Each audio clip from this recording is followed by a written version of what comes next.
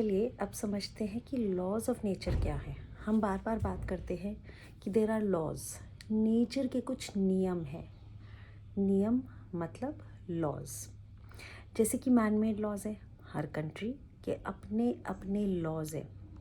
उस लॉ पे ही वो स्टेट, वो गवर्नमेंट, वो सिटी और वहाँ के लोग जो जागरूक हैं उन लॉज को समझते हैं और उन पे चलने की कोशिश करते हैं। हाउएवर रियल लाइफ में ऐसा नहीं होता, बिकॉज़ यूजुअली हम मैन मेड लॉज बहुत लिमिटेड जानते हैं और जितनी अंडरस्टैंडिंग होती है उस हिसाब से हम उन लॉज को समझ के अपनी अपनी कंट्री, अपने अपने देश, अपनी अपनी स्टेट एंड सिटीज़ में जीने की कोशिश करते हैं। इसी तरीके से नेचर के कुछ लॉज हैं, नेचर में कुछ नियम है। वो नियम भी हम आधे अधूरे समझते हैं। वो नियम भी हमारे को एक लिमिटेड वे में आते हैं, हमारे को उसकी कंप्लीट जानकारी नहीं है। इसलिए हम ऑन अ हंच ऑफ कि दूसरा ऐसे कर रहा है तो मैं ऐसे कर लेता हूँ, वो ऐसे कर रहा है तो मैं ऐसे कर लेता हूँ, हम इस बेसिस पे अपनी ज़िंदगी या जीवन को जी रहे होते हैं। जैसे हम कहते हैं उसने मेरे साथ बुरा किया तो उसके साथ भी एक दिन बुरा होगा, तब उसको समझ आएगा what is this law of Karma. क्योंकि हम बोल रहे हैं उसने मेरे साथ ऐसे किया तो उसके साथ होगा, पर क्या हम श्योर हैं कि हम इस लॉ को पूरी तरह जानते हैं? इस लॉ ऑफ नेचर को जिसको कर्मा कहते हैं, क्या हम इसे पूरी तरह जानते हैं? नहीं, हमें जानकारी नहीं है, पर कहीं ना कहीं हमें अंदर से पता है कि हम जिस कथ पे कह रहे हैं कि हाँ ये उसके साथ होगा घटित, वो हम श्योर है। हमारे अंदर से हमारी आवाज़ आती है, जैसे हम बोलते हैं आत्मा की आवाज़, हमें ऐसा लगता है और हम कहीं ना कहीं इस बात को जानते और मानते हैं। मगर ये एक अंदर की आवाज़ है जो मुझे कह रही है कि ऐसा होगा, पर इस नियम को मैं पूरी तरह जानती नहीं, समझती नहीं। तो इसीलिए हमारे लिए ये नियम या ये लॉज हमारे लिए समझने बहुत ज़रूरी है। तो लॉज ऑफ नेचर क्या क्या हैं? अब कहा जाता है कि सबसे पहले पीरियोडिकली साइकिल्स अपीयर होती हैं। जब ये सृष्टि बनती है, ये यूनिवर्स बनता है, तो उसमें लॉ ऑफ पीरियोडिसिटी होती है। तो सबसे पहले नेचर का सिद्धांत है लॉ ऑफ पीरियोडिसिटी, कि चीज़ें धीरे धीरे एक साइक्लिक मैनर में होंगी। वेरी सिंपल, सन है, उसके आसपास सारे प्लैनेट्स घूम रहे हैं, तो वो साइक्लिक रोटेशन है एंड रेवोल्यूशन है जो हम देखते हैं। तो एक ये सिंपल लॉ ऑफ पीरियोडिसिटी है और ये नेचर का लॉ है। ये हमने नहीं बनाया कि कौन किसके आगे पीछे घूमेगा। This is a law of nature. Periodically जब चीज़ें होती हैं तो उसके बाद जब हम और नीचे उतरते हैं तो ये पीरियोडिकली क्यों मूवमेंट होती है।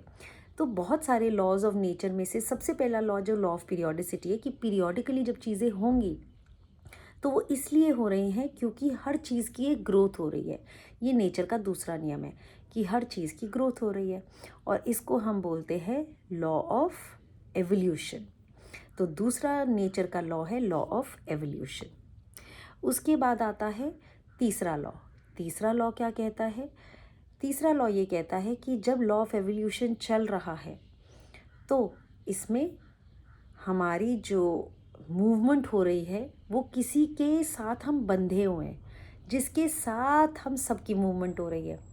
तो अगर हम अपने सिर्फ अब सोलर सिस्टम पे आ जाते हैं, हमने बड़े यूनिवर्स की बात करी जिसमें पीरियोडिकली चीज़ें हो रही है। फिर हमने बोला जब पीरियोडिकली चीज़ें होती है तो एक एवोल्यूशन या ग्रोथ की साइकिल से हर चीज़ गुजर रही है, चाहे वो मैटर में हो चाहे स्पिरिट में हो, वो गुजर रही है। अब जब वो होगा तो एक सोलर सिस्टम बन के आया। इस सोलर सिस्टम में लॉ ऑफ यूनिटी है, क्योंकि हम बोलते हैं हम एक ही ईश्वरा है, one source from which we have come. हम जो अपने आप को जानते हैं, मैं जिसे मैं कहती हूँ, एटलीस्ट हम ये जानते हैं हम एक ईश्वरा के ही पार्ट है। हम सब वहीं से आए हैं, हम सब उन्हीं के बच्चे हैं। ये हर रिलीजन में, हर रिलीजियस टेक्स्ट में सिखाया जाता है। तो यहाँ से उठ के आता है लॉ ऑफ यूनिटी। यूनिटी मतलब कि हम ईश्वरा से, वन सोर्स से उठ के आए हैं। तो ये हो गया तीसरा law. So law of periodicity, law of evolution, then law of unity. अब जब यूनिटी से जब हम उठ के आए हैं नीचे और हमारे अंदर भी एवोल्यूशनरी ग्रोथ हो रही है, पीरियोडिकली साइकिल्स चल रही हैं जो हम अपनी शरीरों के अंदर भी देख सकते हैं और हम बाहर की दुनिया में भी थोड़ा थोड़ा समझ के कॉन्सेप्ट को अंडरस्टैंड कर सकते हैं। ऑल्दो अभी भी हम बोलते हैं कि हमारी जानकारी पूरी नहीं है, पर इन मोटे मोटे लॉज को समझना ज़रूरी है। जब इन लॉज के थ्रू हम चलते हैं, नियमों के थ्रू चलते हैं, तभी हम अपने जीवन की जर्नी को समझ पाते हैं।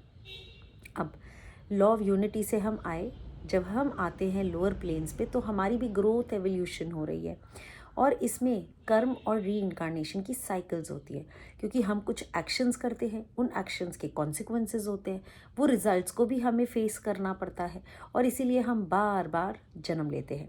तो यहाँ से आता है law of karma and law of री इनकारनेशन।